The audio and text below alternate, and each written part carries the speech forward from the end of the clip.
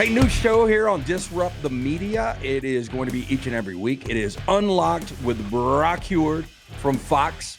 He is there in Denver. I'm Lance Taylor here in the Disrupt Studios from the next round. We looking forward to this, man. I mean, we've had you on as a regular guest now for, 5, 6, 7 years. And we met you at SEC Media Days. Not only do I love your love for college football, but also the West Coast. We can talk Pac-12 in its final year. We can talk NFL. So I'm excited about this. It'll be fun. Lance, I think in my memory, you'll see there's some areas it's incredibly sharp. I mean, just brilliant photographic.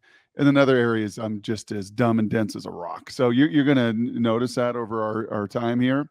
But I tend to believe, and I was watching the Manziel documentary, and how sweet is this? My girls were home. They're up at Montana now. They're both college basketball players up in Missoula. But they were home for a few weeks this summer. And my oldest was like, hey, Dad, I'd really like to watch the Manziel documentary as a family. Can we really make time tonight after dinner? And I'm like, bless your heart.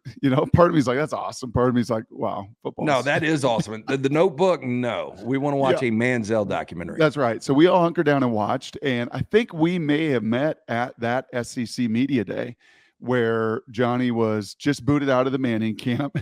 Got some background on that. Don't know if I could share all of that publicly. But that was part of this documentary. I'm like, oh, we were right there. I'm on set with Pollock and Tessitore. Like, oh, I remember that day like it was yesterday, and how much hoopla. And I'm pretty sure that was some of our first introductions with Jim and Ryan and you and everything that you all were doing down there and still doing in Birmingham.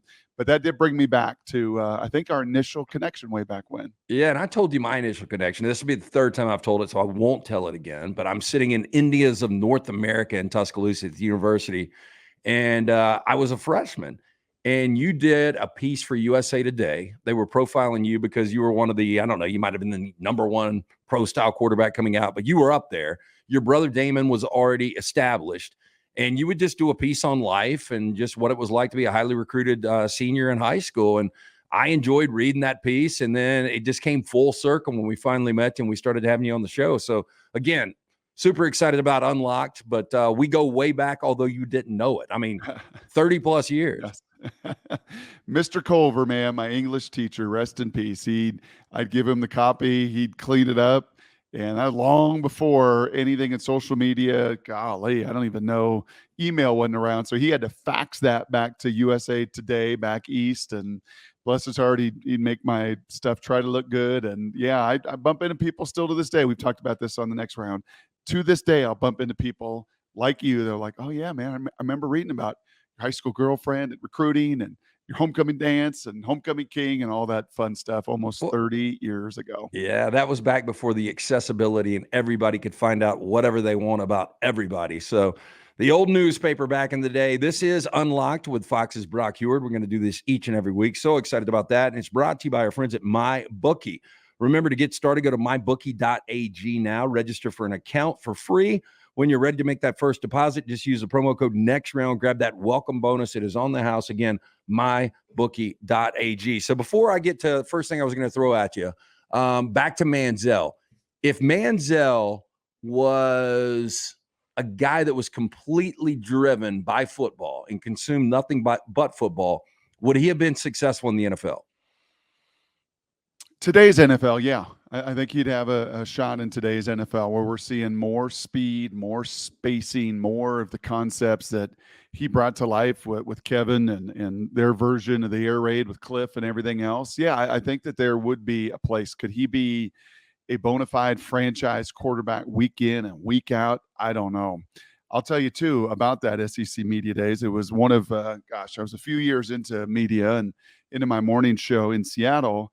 And came back from that, and I think I got into, on one hand, the number of just not fights, but I mean, like testy, uncomfortable friction. Whoa, this isn't great. I'm not a big confrontation guy, but I got into it off the air with Pete Carroll, and it was right after that.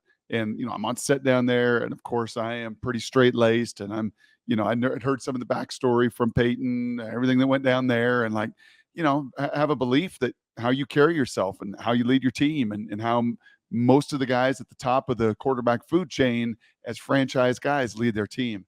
Oh, and Pete was so mad at me. So we finish up the segment, and he is just, ripping into me like, "Who do you think you are? The way you do it, is that the way?" I mean, he was giving me the business, and I had a little bit more intel behind the scenes of what was going on. I tried to express that to Pete and tried to say, "Hey, I'm all for the contrarian, and if Johnny wants to wear the black cowboy hat and do that, great." But once it got hot, he would take that hat off and try to, play and put the white hat on. And it was just the inconsistencies of it, Lance, that just don't work. And whether it's 8th grade football with my son's team I'm coaching, or it's, Peyton at the very top level that I've seen, consistency matters. So even if he had a love, as you said, how did you characterize that? If he was all in with football? Yeah. I mean, if he just ate, sleep and drink football, I mean, it just seemed like football was kind of the last thing for Johnny Manziel. Because he was so good, right? I mean, he was so talented. He got away with so much at the high school and collegiate level that you get exposed. And I'm a firm believer, as I'm getting older, I'm so tired of hearing people say, "I'm so competitive. Oh, I'm so competitive. You're not going to find anybody more competitive than me. I'm the greatest competitor on earth." I'm like so tired of that, because again, life experience at 47, don't tell me you're competitive. Show me your discipline. Show me day in and day out your unbelievable, unrelenting grind to be great by your discipline to do it every single day. When others aren't looking, when others aren't around, I'll flush competitive right down the toilet. Give me discipline. And that's what Johnny never had, right? Certainly at A&M, on into the pros, all of it gets exposed. But the discipline to do it day in and day out, that's what the greatest, really in any field, Lance, in our field of media that I've been around, the sport of football, business, it's usually those that are the most disciplined, not the quote unquote most competitive, that are the ones standing in the end. When we met at that SEC media days, you had really established quarterbacks that year, because you had Manziel, you had A.J. McCarron, you had Zach Mettenberger, you had Aaron Murray, guys that went on and played in the NFL. And this year in the SEC, there's a lot of unknowns. I mean, you've got Jaden Daniels coming back, and KJ Jefferson and Will Rogers and some of those guys. But right here in state, the biggest storyline, or one of the biggest storylines, not only around here, but nationally in college football, is what's going on with Alabama at their quarterback position. Yep. And we know what you're kind of getting with Peyton Thorne. He was really good in 21 for Mel Tucker, and he kind of regressed a little bit last year in 2022. But you kind of know what you're getting with Peyton Thorne. But if I ask you this question, Pac-12 quarterbacks that could actually start for the in-school teams where we are right here, Alabama and Auburn. And we obviously know Caleb Williams could start for anybody in college football. So we'll throw him out. But if we drop down, Michael Penix Jr. obviously would start for both, right? Yeah. Mm-hmm. If we go a little further down, Bo Nix almost wasn't starting for Auburn 2 years ago, which is it's extremely strange. But he would be the starting quarterback for both of these teams right now. Yes. Yeah, for sure, Auburn and what they will do offensively with you. Alabama, don't know quite as much. Bo, and that's what he's going to be. I ran into an NFL GM last year, Oregon, Washington, right? Penix, Bo Nix, and were those guys going to come out of school and be in last year's QB class? And they both decided to return, and he was really liking the trajectory of Bo. Well, now Dillingham is out. And I think Dillingham was a huge part of that. That system was so friendly to his skill set. Hughes would be the same for Bo.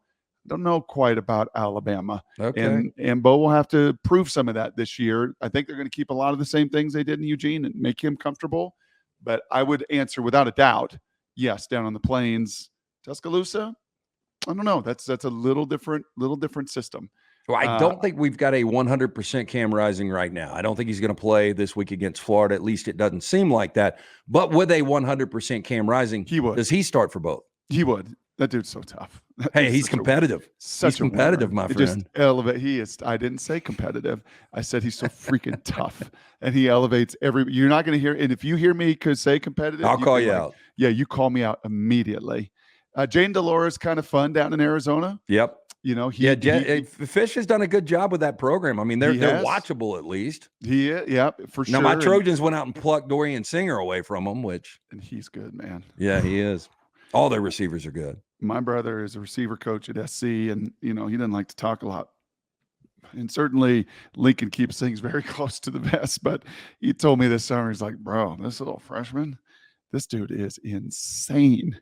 He popped And off the screen. Like, I know you've got access to the Pac-12 network, which, and I've told this story a couple of times this week. It cost me like $500 Saturday night to watch the Trojans because you had to download 2 different apps, and I paid for both, and I finally got to watch it. But that dude pops off the screen. His field vision, the explosion. Obviously, he gets faster as he goes. I mean, he won 100 meters, a 200 meters, a triple jump. Guy's a fantastic athlete. People were talking about his size. Doesn't matter. I remember Chris Fowler saying this one time. We were doing an Oregon spring game, and this was right after DeAnthony Thomas left. And he's like, Brock, the Black Mamba. DeAnthony was the one guy that when you call a game, you get used to calling games. You're up in the booth. You get used to, I think a lot of times, like baseball managers, when they watch, pitchers and strike zones and every little thing that they're looking for. And as a quarterback, you get used to certain guys and coverage. And okay, he can't get to this, right? He's not, even if he takes a great angle, he's not going to get there. Chris said that DeAnthony just busted his optics.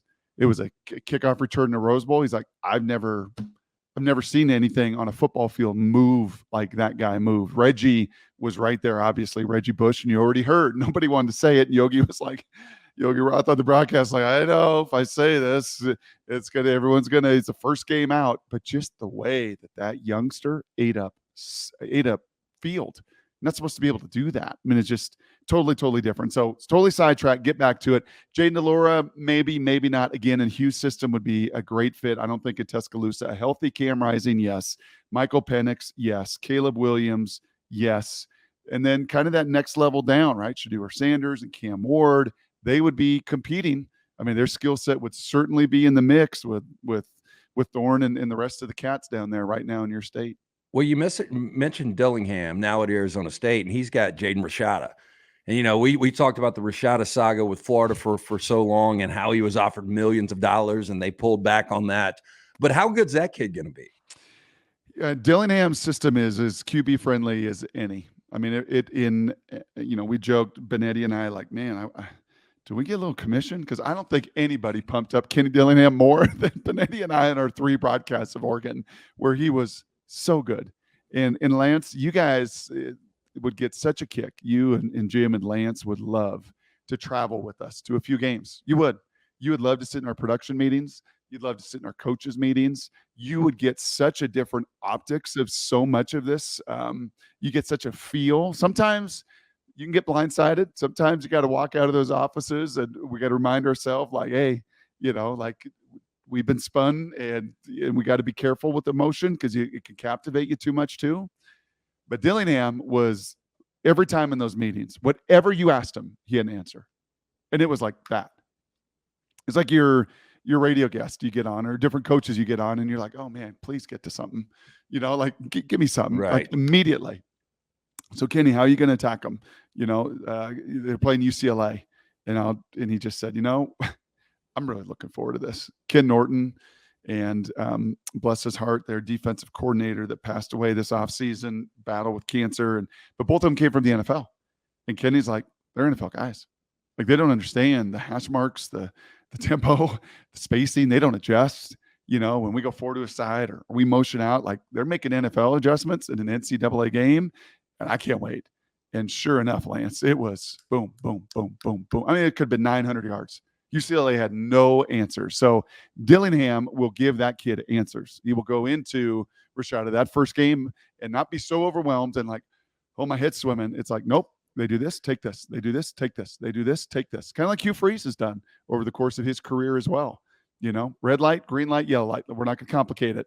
He did the same thing with, who was that crazy Ole Miss cat QB back in the day? Bo Wallace. Oh, crazy Bo Wallace, Yeah. right? That guy is just, what a wonderful character.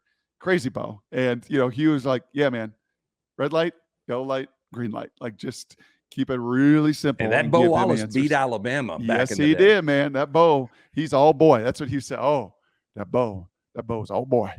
It's Unlocked with Fox's Brock Huard. We do this each and every week right here on Disrupt the Media. It is brought to you by Lance'sLock.com. Again, going into year number 9 We've only had one losing season last year, 57% in college football, 58% in the NFL. Lance'sLock.com. Jump on board. We will win for you. So 2:30, Austin, Texas. You're going to be there for the Rice Owls taking on the Texas Longhorns. And it wasn't long ago where Texas figured out a way to lose to Maryland in week 1, not once, but back-to-back seasons. The expectation for me for Texas, and people disagree with this, some people do, but if TCU in year 1 under Sonny Dykes can go to a college football playoff out of the Big 12, right there in state, when you have all these resources, to me, Texas should be college football playoff or bust this year in year 3 under Sark. Do you agree? That is a high bar for a program that's not done it and won a Big 12 title since 2009.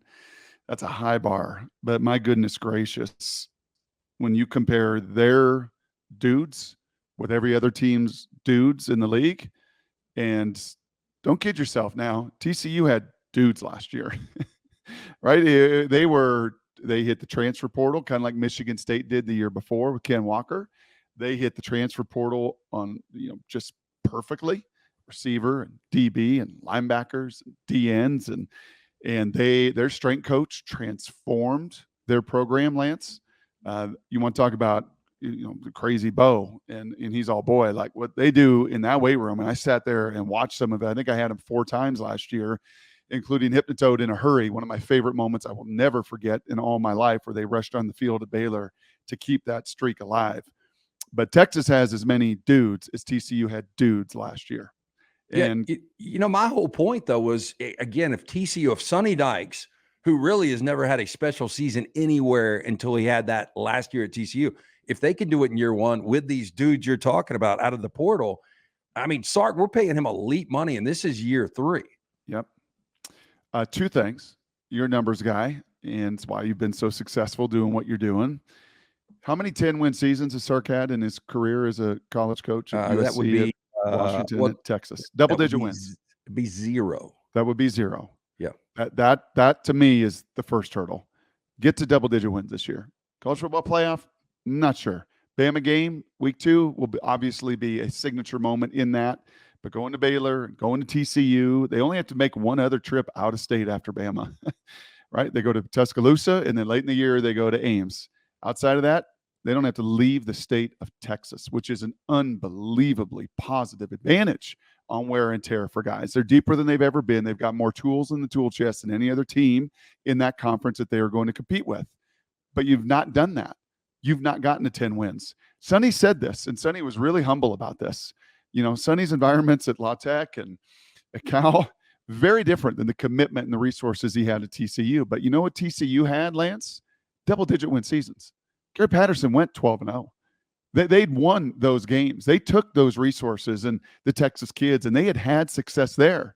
And Sonny knew it. Sonny's smart enough to go, hey, man, if Gary could do it before me, we can do it.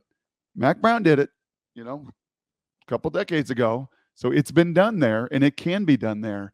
But Sark and that crew have got to have that same discipline, right? When I talk about Manziel and that discipline and that detail and that grind every single day, they've got to prove that to themselves, certainly to their fan base and to the Lances of the world that believe there's enough talent there to get it done. Last September in Austin, I just didn't think going into that Alabama game they were even close.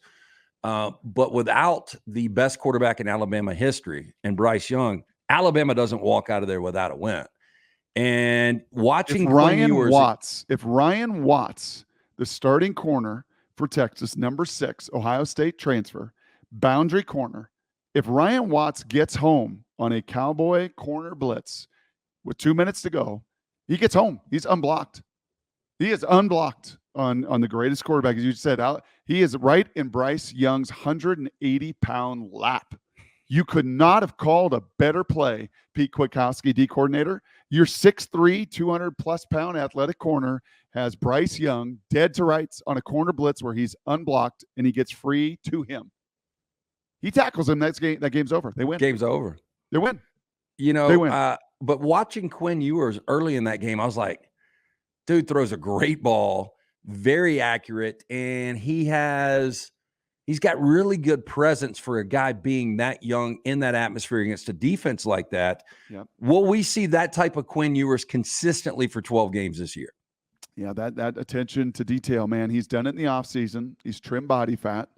If you get a chance, I know there's a lot of good games on this weekend, but if you're kind enough to DVR my game, you're going to see such a cool. I just looked at it yesterday. Our production team sent it to me of Quinn Ewers through the years.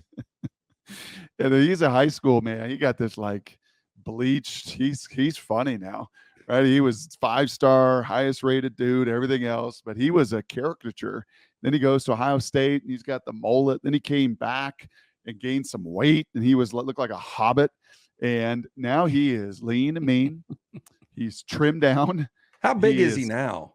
They say, we'll talk to him on Friday, somewhere around 200. I mean, he's down a good 10, 15 pounds, and he looks lean and strong. And you're right, man. His release is captivating. We had a game with him last year, and we did some slow-mo stuff. And, just last night at the football practice, I was talking to the coaches, like in my era, it's like Johnny U still. It's like get on top of the ball, thumb between your butt cheeks, and you just rip that ball down. And that was how you were taught to throw. And these guys today, Mahomes and others, it's all rotational. And Steve Young did a little bit of it. He was kind of across his body. If you think of Steve Young highlights you've watched, he was kind of the first one rotationally to do what all of them are doing now, and how all these biomechanic QB gurus are training kids. But the flick of his wrist, man, and the amount of spin, they do these spin rates for major league pitchers. They got this young kid out of A&M, Bryce Miller, for the Mariners, that is nails. Some 2,600 RPMs on his fastball. Like, they can measure every one of those. If they measured the amount of spin and spiral, Quinn Ewers would be top 3 in the league, top 3 in college football. I don't know about the NFL. There's still some dudes that can spit it, but he'd be top 3 in college football. Penix would be up on that list too. I mean, they just generate an unbelievable amount of horsepower. And you're right. That game wasn't too big for him. Separated his shoulder, put on some weight, tried to come back, some ups and downs, finished the year strong. And by all accounts, man, has a level of accountability and attention to discipline and detail that, it has him, number 4 in the preseason Heisman odds. I mean, that's some lofty territory going into a season in college football. It's Unlocked with Fox's Brock Huard. We'll get into a lot of different things throughout the season, a lot of different topics. I'm going to inject a little Major League Baseball because I said before the season your Mariners would play in the World Series. People were laughing mid-season. Brutal loss last night as we record this. But, boy, that team – my question to you was, Ohtani was clear-cut your AL MVP. Yeah. But the way Julio Rodriguez is playing right now, he's got to be in the conversation, right? Yeah, he's second in the American League in WAR. He's not going to catch Ohtani's nearly 10. So Ohtani's going to win it no matter what happens in the final 30 games. But, man, Julio – Lance, I don't know. Give me your list, because I don't want this just to be all about my little storytelling. I think it's best, too, if I can somehow try to reciprocate. Give me your list of the 3 guys that you have interviewed where you sat there and you were just captivated, where they sat down next to you, you're like, doggone it, this dude is just, he's got me. Yeah, so I think a lot of this was early in my career because I was so mesmerized as being fans. But Magic Johnson was, one of my biggest idols growing up. I had a one-on-one with him.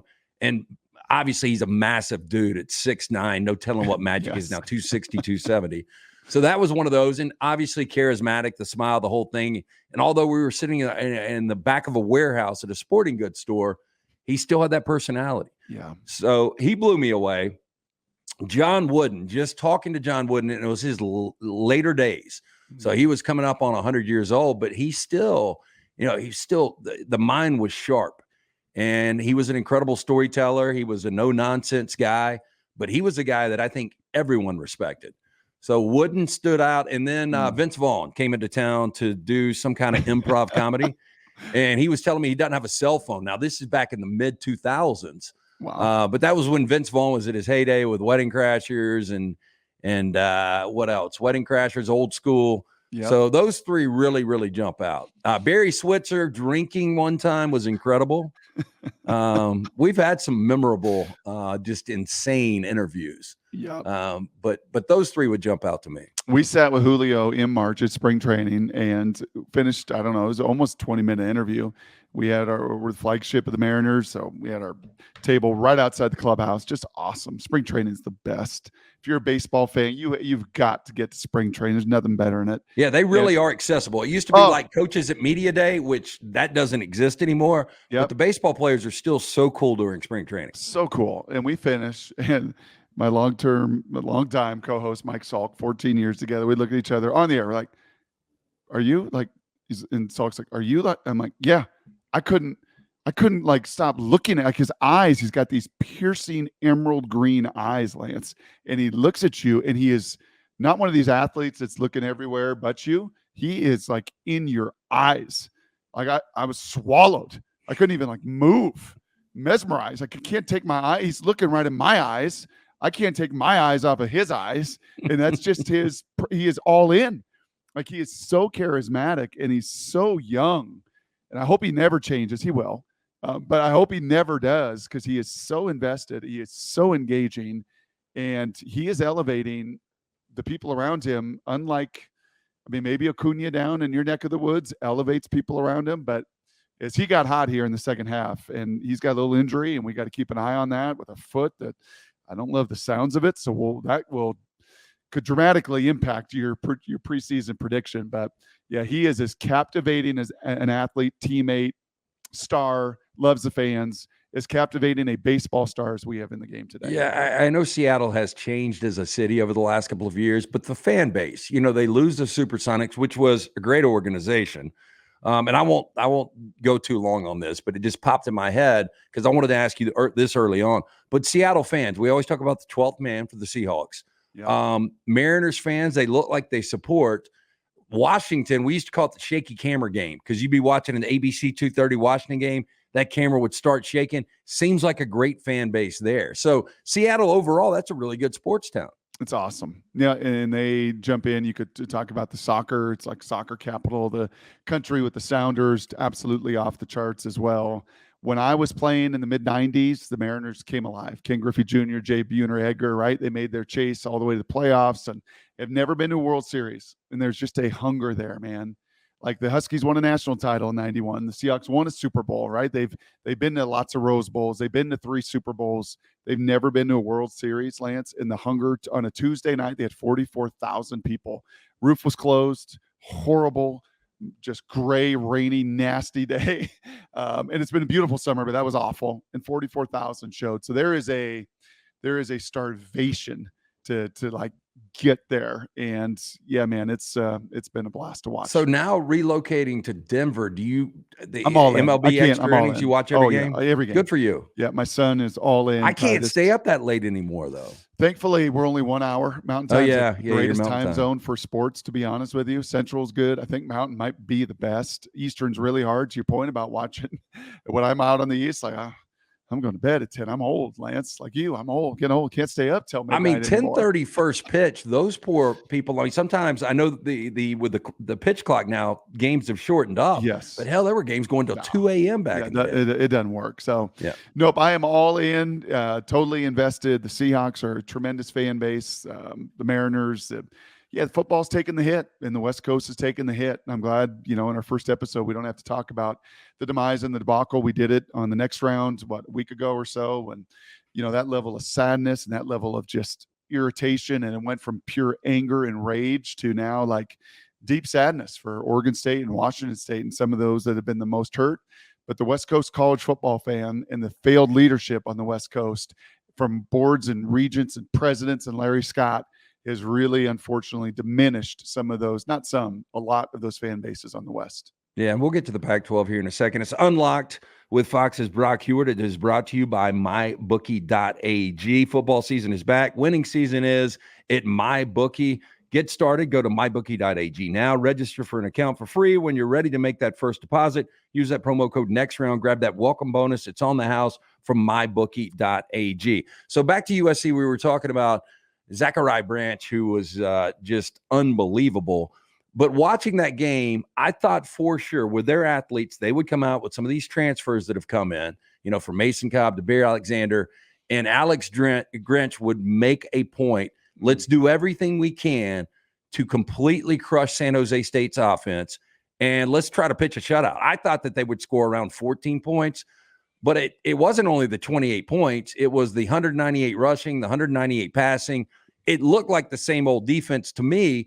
And then watching offensively, although they've got all these weapons all over the field and they've got the best player in college football in Caleb Williams, the offensive line got beat a lot up front by San Jose State. So if I asked you right now, going into this Nevada game, we know they're going to win that regardless of what happens. But bigger concern for USC, is it the offensive line or Alex Grinch's defense? No, I think it is still the defense. Yeah, a lot of faith that they will figure out. A lot of young people and true freshmen playing, and credit San Jose State. That coach Brennan's a good coach, man. It was him or DeBoer at Washington, and I'm pretty confident saying that down the stretch when they did all the interviews. And Jen Cohen, now AD at USC, and he is impressive and puts his guys just irritant. They're just irritants, and did a phenomenal job to keep that game interesting to really midway through the third quarter when you felt the athleticism just wear them down. So, no, O-line, they want to play young people. They're going to figure it out. They have got tremendous scheme there, both run, pass, screen, everything they're going to do. They'll be just fine. But defensively, I just don't understand. And one of my former teammates, a guy named Nigel Burton, is an analyst there at the Pac-12 Network.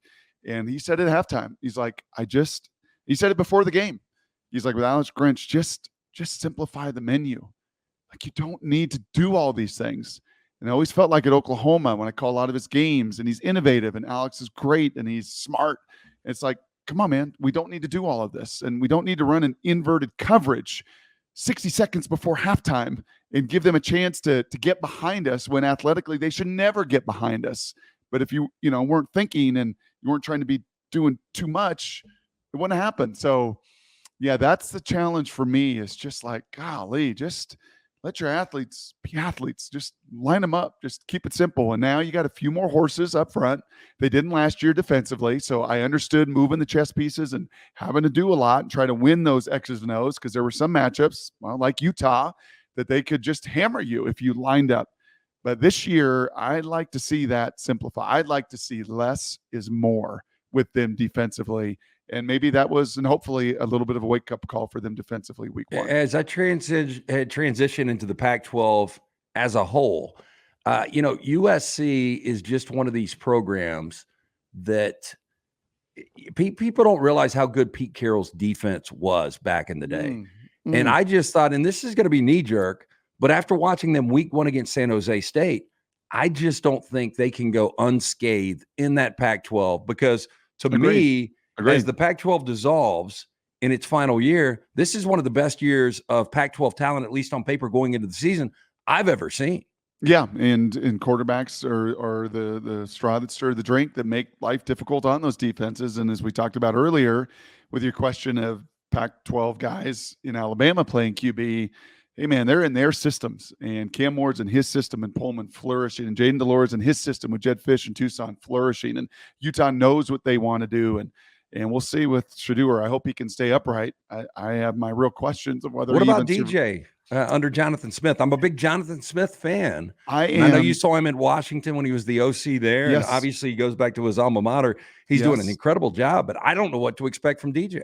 Yeah, I don't either. And until he processes and sees the field, and I'm not going to lump him into the group with some of those others. He's in a little bit more of the prove it mode to me, especially within everything Oregon State loves to do, as you said, in a pretty innovative offensive system. But yeah, I want to say, Lance, that I don't know why this number sticks in my head, but I remember looking at some elite defenses over the years, be it Bama, TCU with Gary, other groups. I want to say there was a season, maybe their national title year, that SC defensively gave up 9.7 points per game. Yeah, I think you're right. It was single digits, to your point of how unbelievable that crew, with Palomalu and others were through those years. And it was on the back end.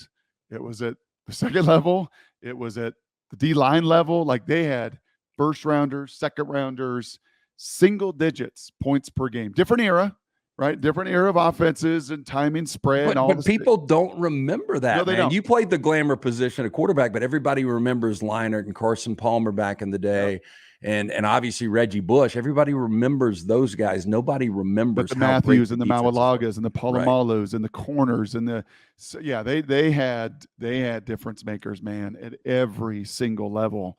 SC has a few more of them this year. I would agree with you. Just my eye test. Just let me look at the bodies of these guys, right? I'm gonna look at Texas Saturday now.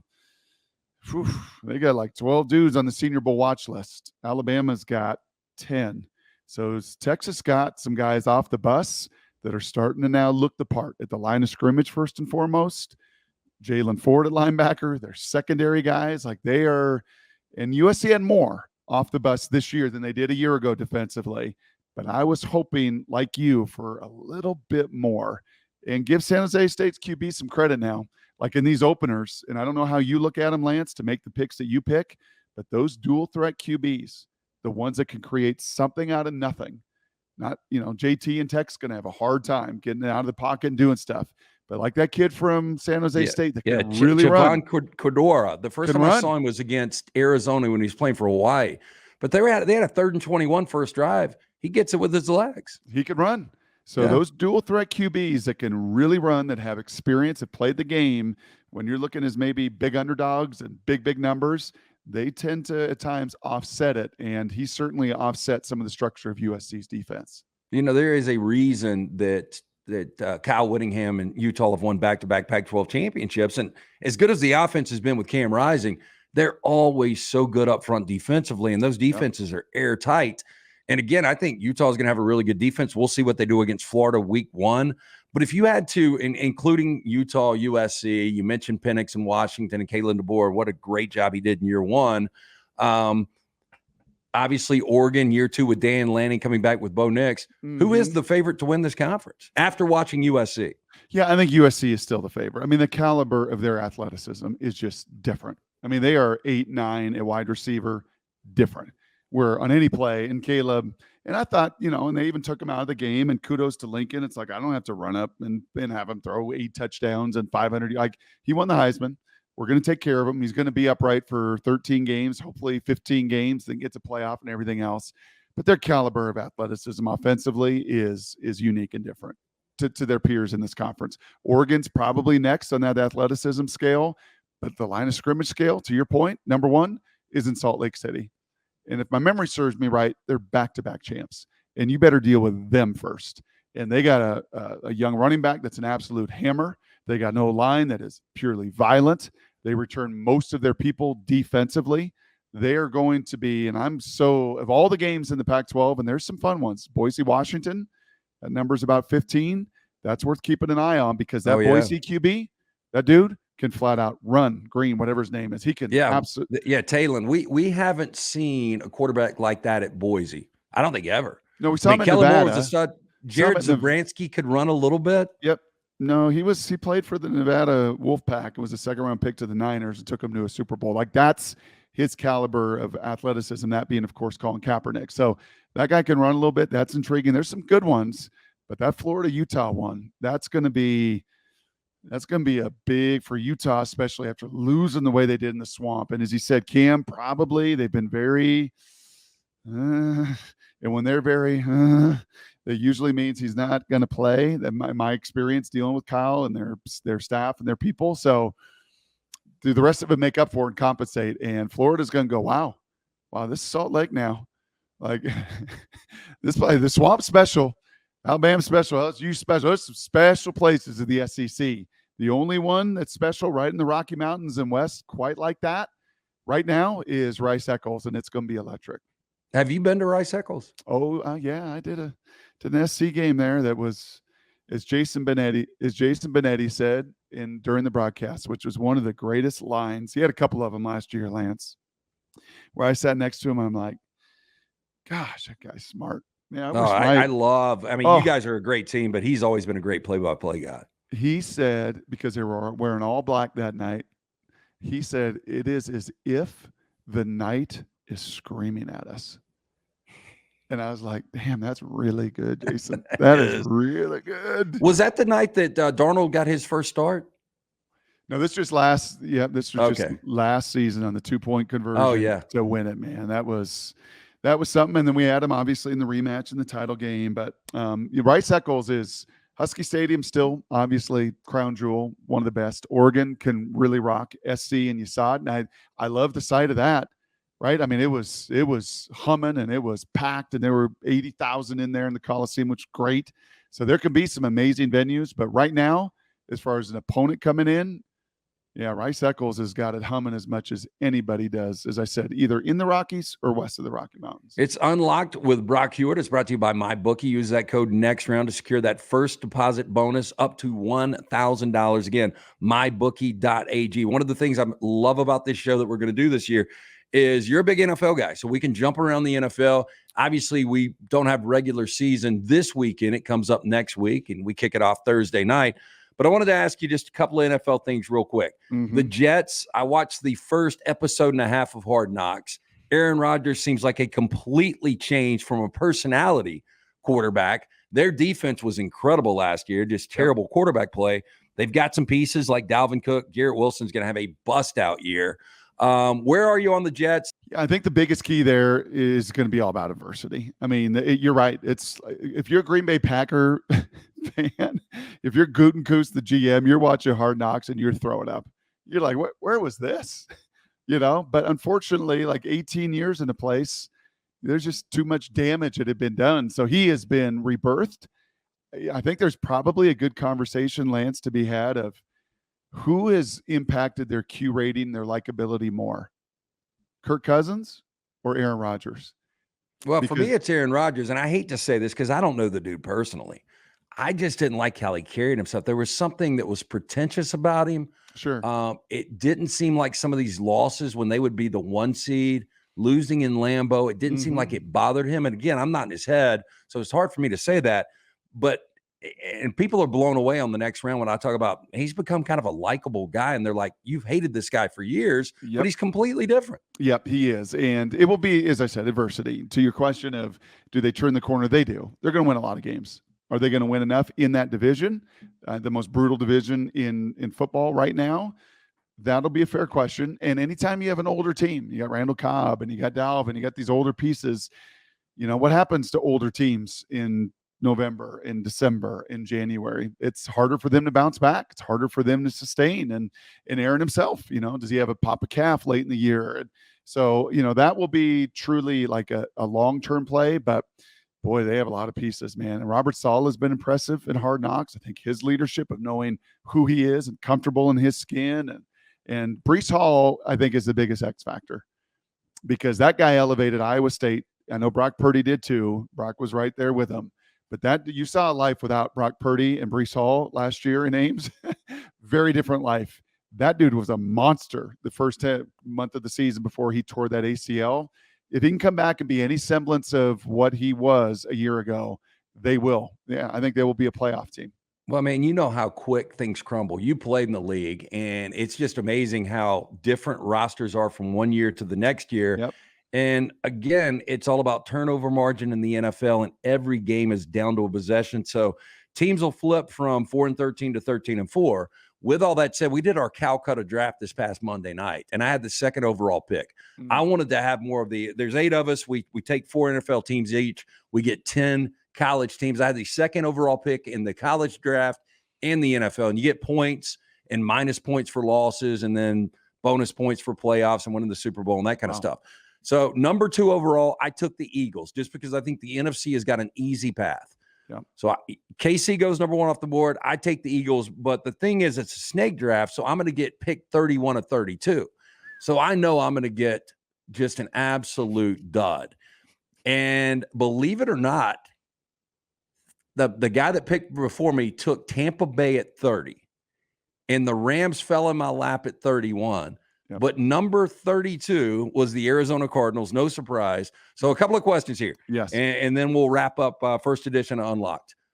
Kyler Murray starts the season on the PUP list. So we know he's at least going to be out 4 weeks. A lot of people think this might be a tank job by the Arizona Cardinals because they ultimately want Caleb Williams.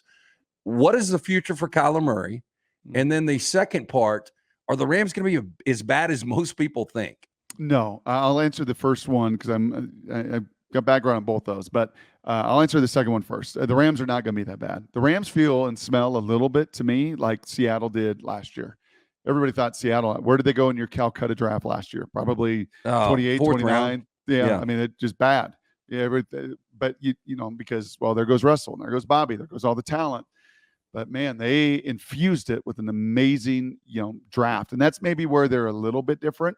The draft resources have not been as rich for the Rams. They really went in and gave up so much capital to make the move and ultimately win that world championship and kind of paying the piper now, as Belichick said. But McVay's very good.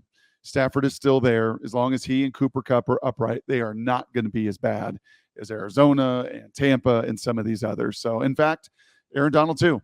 And there can be something about when everybody now thinks you suck and you have that level of talent, those three guys in particular, you can really elevate the people around you. So I think that fell in your lap. As far as Kyler goes, he's a challenging personality.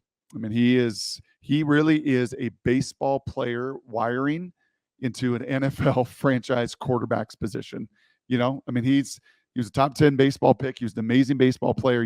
Baseball players, they're wired differently than NFL quarterbacks are often wired, right? Do my job. I'm an independent contractor on a team, and I will be curious how he bounces back from the lowest valley of his life. Been a winner, been a winner, been a winner, been a winner, been a draft pick, been a number one pick, been a top 10 pick in baseball, Heisman Trophy winner, even, won a bunch of games with Arizona and helped turn some of them before injuries and falling off the cliff late in the year. But this will be him looking in the mirror, and not just for like the short term, Lance. This to me is like a long term for him because he had to absorb a piece of humble pie that he never, ever has in his entire being, his entire life. And I kind of root for those stories. He can be hard sometimes. He can be difficult. He can be irascible. But I root for redemption stories, whether it happens in 2023 in Arizona, probably not. But over the long term, I do root for those kind of stories.